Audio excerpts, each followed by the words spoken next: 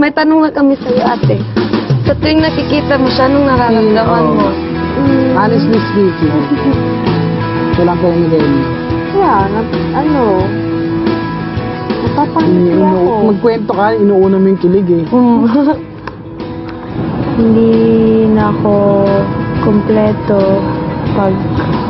Hindi mo siya nakikita. Ano yung parang binibigay niya sa'yo? Yung feelings niya.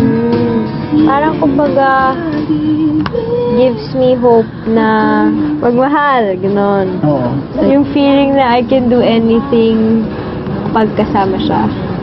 Lahat ay magagawa ko kasama. Kuya, natapos na namin. Tapos may kwento kami sa'yo. Yung bridge ng kanta, kay Elise lahat galing to. Yung nararamdaman Yung nararamdaman niya, wala kaming binagong words.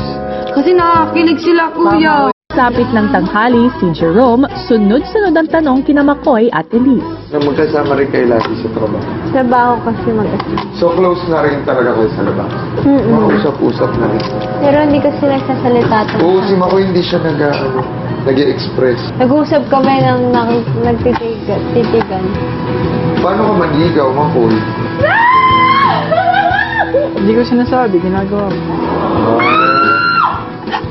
Pagawa naman pala. Oh my God! Di ba yung mga quiet guys pag sumagot?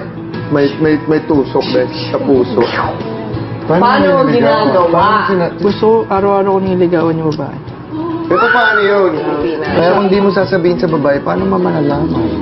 Minimake sure ko lang kasi syempre nandun pa din yung magulang. Kailangan respetuhin pa din. May last and final question na kami bago tayo mag-end. Ito na ang last and final question. Nagliligawan na ba talaga kayo sa stage na to? Siyempre ang sasagot niyan si Makoy. Nagliligawan na ba, Bes? Walang commercial break ko. Kayo or kayo na nga ba? Ano sa dalawa? Nagliligawan or kayo na? Inisi ko pa yung mami niya. Una muna yung mami niya. Powerful ka nga. Ano, ibig sabihin, una mo nililigawan si tita? Parang ano. Elise, ikaw naman, may pag-asa ba si Makoy if ever? Habang may buhay, may pag-asa.